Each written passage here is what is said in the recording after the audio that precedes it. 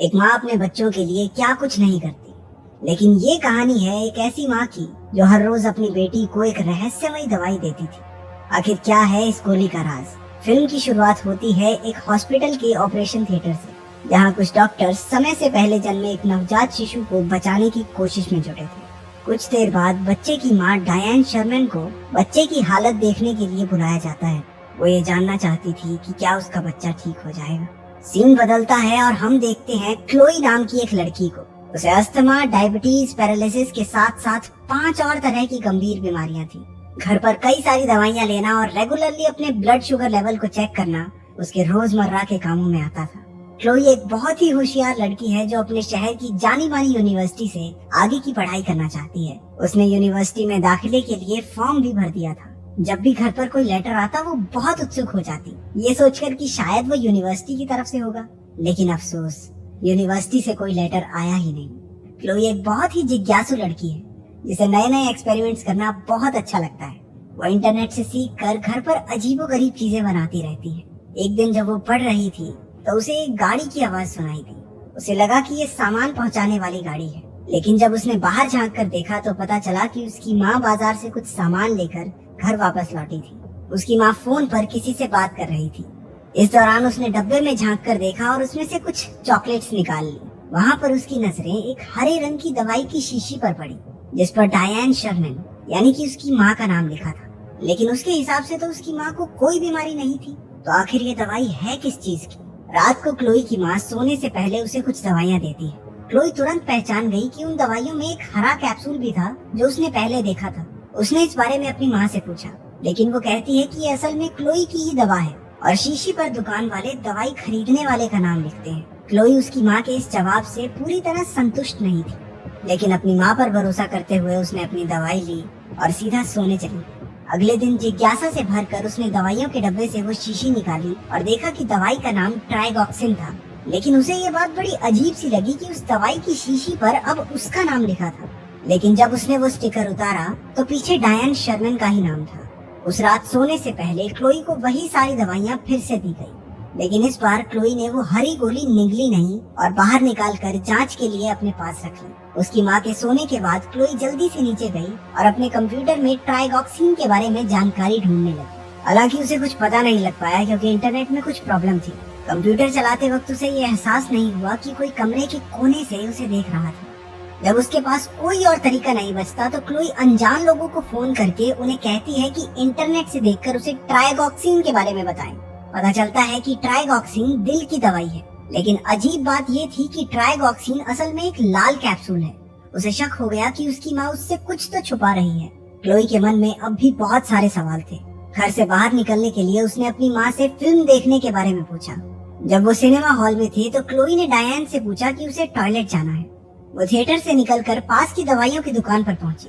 वो केमिस्ट से अपनी माँ द्वारा दी गई हरी दवाई के बारे में पूछती है। वो जानना चाहती थी कि आखिर ये दवाई है किस लिए।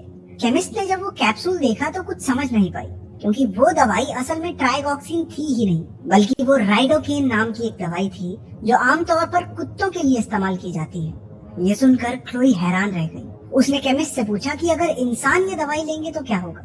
केमिस्ट ने जवाब दिया कि अगर कोई इंसान ये दवाई लेगा तो वो आधे या पूरे शरीर से पैरालाइज हो सकता है। डायन क्लोई को ढूंढते हुए भागती हुई उस स्टोर में आई और बेहोशी की दवा का एक इंजेक्शन क्लोई की टांग में लगा दिया। उसकी माँ उसे घर वापस ले आई। उसने क्लोई को कमरे में बंद कर दिया और खुद बाहर निकल गई एक नई लकवे की दवाई लेने, जो वो काफी समय से इंटरनेट पर ढूंढ रही थी। क्लोई ने उठने पर महसूस किया कि उसकी माँ ने उसे कमरे में बंद कर दिया था। क्लोई ने दरवाजे का ताला खोलने की कोशिश की, लेकिन उसकी माँ ने इस सब का अंदाजा पहले ही लगा लिया था और वो दरवाजे को एक लकड़ी से इस तरह बंद करके गई थी कि अगर वो लॉक खोल भी ले तो दरवाजा नहीं खुलेगा। पर क्लोई ने भी हार नहीं मानी। उसे साइंस का इस्तेमाल करके शीशे को तोड़ना आता था।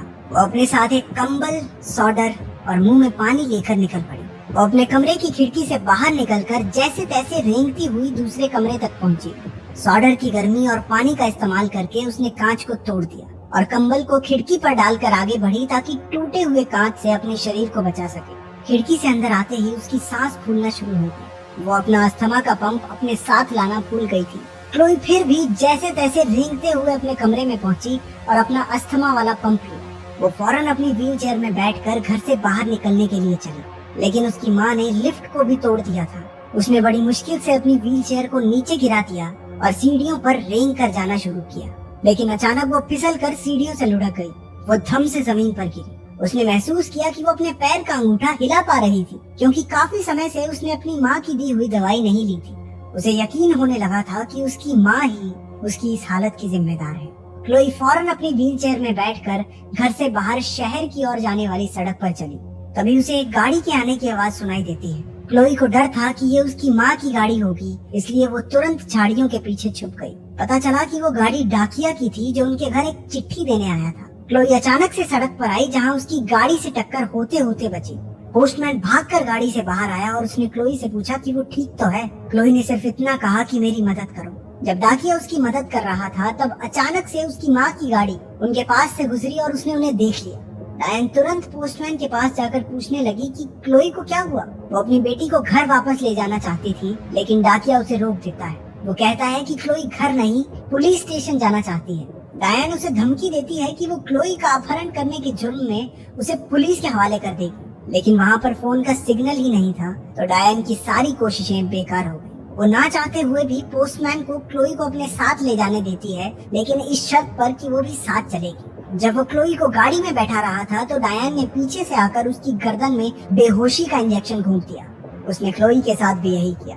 जब वो जागी तो उसने अपने आप को घर के तहखाने में बंद पाया। उसे वहाँ एक काला पदार्थ दिखा, जो शायद उसकी माँ ने उसे पैरालाइज करने के लिए बनाया था। क्लोई वहाँ से बाहर नहीं निकल सकती थी, क्योंकि डायन ने उसकी व्हील चेयर को जंजीर से बांध दिया था। क्लोई को वहाँ कुछ कागज दिखाई दिए। पता चलता है कि यूनिवर्सिटी से उसके एडमिशन के बारे में कई सारे खत आए थे, लेकिन उसकी माँ ने उन सबको उससे छिपाया। वो बहुत निराश हो गई। उसके सामने उसके बचपन की कई तस्वीरें आई, जिनमें वो बिल्कुल तंदुरुस्त थी। उसके पैर बिल्कुल ठीक थे, वो चल सकती थी। इससे भी ज्यादा चौंका देने वाला कागज उसके हाथ लगा, जिसमें एक बच्ची के मरने की जानकारी थी। बच्ची का नाम क्लोई था, जिसकी मौत जन्म के 2 घंटे बाद ही हो गई। वहाँ एक अखबार भी था, जिसमें क्लोई की मौत के दिन ही उस अस्पताल से किसी बच्चे को चुराने की खबर लिखी थी। ये पढ़कर क्लोई को बहुत बड़ा झटका लगा। वो समझ गई थी कि वो डायन की असली बेटी नहीं है, वो तो वो बच्ची है जिसे डायन ने उसके माँ बाप से चुरा लिया था। फिर दिखाया जाता है कि डायन के बच्चे को डॉक्टर्स बचा नहीं पाए थे, और इस वजह से डायन इतनी परेशान हो गई कि उसने अस्पताल से किसी और का बच्चा चुरा लिया। क्लोई ये सब पढ़ ही रही थी कि डायन तहखाने में आ गई। क्लोई ने उससे कहा कि वो उसकी असलियत जान चुकी है। वो जानती है कि डायन उसकी माँ नहीं है, और उसी ने उसे दवाइयाँ खिला खिला कर बीमार और अपाहिज बना रखा है। डायन कहती है कि उसने ये सब इसलिए किया क्योंकि उसे क्लोई से प्यार है। वो क्लोई की दवाइयाँ फेंक कर उसे सब कुछ भूलकर पहले जैसा हो जाने को कहती है। क्लोई अब भी डरी हुई थी। उसे अपनी माँ की बातों पर विश्वास नहीं था, लेकिन अब डायन के धैर्य की सीमा पार हो गई। उसने एक इंजेक्शन में वो काला पदार्थ भर लिया। क्लोई बुरी तरह से डर गई और जल्दी से एक अलमारी के पीछे छिपकर उसने दरवाजा बंद कर दिया। उसे वहाँ एक जहर की शीशी मिली। जैसे ही उसकी माँ ने दरवाजा खोला, क्लोई ने पूरी जहर की शीशी पी ली। डायन अपनी बेटी को मरता देख जोर जोर से रोने लगी। क्लोई को तुरंत अस्पताल ले जाया गया। डॉक्टर्स बड़ी मुश्किल से उसे बचाने में कामयाब रहे, लेकिन अभी कुछ समय तक उसे हिलने जुलने और बात करने में काफी मुश्किल होने वाली थी। क्लोई ने अपनी माँ को कमरे की खिड़की से उसकी तरफ घूरते हुए देखा। वो तुरंत नर्स को हेल्प बटन दबाकर अपनी मदद के लिए बुलाती है। वो कुछ बोल नहीं पा रही थी, इसलिए उसने नर्स को आंख से इशारा किया। नर्स ने उसे एक कागज और क्रायन दिया ताकि वो लिख कर अपनी बात बता सके। जब क्लोई कुछ लिख रही थी, तभी अचानक से इमरजेंसी अलार्म बजने लगा। पता चलता है कि ये अलार्म असल में डायन ने नर्स का ध्यान भटकाने के लिए बजाया था। कुछ समय बाद डायन क्लोई के कमरे में दाखिल हुई और जल्दी से सभी उपकरणों को हटाकर उसे बाहर ले गई। जब नर्स क्लोई के कमरे में वापस आई तो उसने देखा कि वो वहाँ नहीं थी। नर्स ने क्लोई का लिखा हुआ कागज देखा, जिस पर उसने लिखा था मॉम। नर्स ने जल्दी से अस्पताल की सिक्योरिटी को सूचना देकर क्लोई को ढूंढने के लिए कहा। डायन क्लोई को जबरदस्ती वहाँ से ले जा रही थी। अस्पताल से बाहर निकलते वक्त एस्केलेटर पर क्लोई की माँ उसकी व्हीलचेयर को हिला नहीं पाती, क्योंकि असल में क्लोई ने अपनी टांगों को जकड़कर व्हीलचेयर को रोक दिया था। वो अपनी टांगों का इस्तेमाल कर पा रही थी। इतने में वहाँ अस्पताल के सिक्योरिटी गार्ड भी पहुँच गए।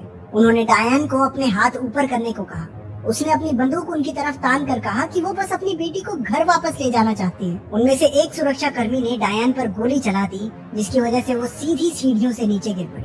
आखिरकार क्लोई को सही सलामत बचा लिया गया। इसके अगले सीन में 7 साल बाद पागलों के अस्पताल को दिखाया जाता है। क्लोई अब बड़ी हो चुकी थी। वो अपनी टांगे हिला पा रही थी, हालांकि अब भी ये उसके लिए एक संघर्ष था। वहाँ पर क्लोई डायन से मिलने आई थी। क्लोई उसे बताती है कि उसके असली परिवार के साथ उसकी जिंदगी बहुत अच्छी बीत रही है। उसके अब कई सारे दोस्त हैं और उसने अपनी पसंदीदा यूनिवर्सिटी से पढ़ाई भी पूरी कर ली। वो बताती है कि उसकी टांगे पहले से काफी बेहतर हैं, लेकिन ये इससे बेहतर हो पाएंगी या नहीं, ये कहा नहीं जा सकता। जाने से पहले वो अपने मुंह से कुछ बाहर निकालती है। ये वही कुत्तों की दवाई थी जो डायन उसे दिया करती थी। क्लोई ने बड़े प्यार से उससे कहा, माँ, मैं तुमसे बहुत प्यार करती हूँ, चलो अब मुंह खोलो। इस खौफनाक नजारे पर फिल्म खत्म। अगर कहानी पसंद आई तो वीडियो को लाइक कर देना और ऐसी ही अनोखी फिल्मों की कहानियां सुनते रहने के लिए सब्सक्राइब।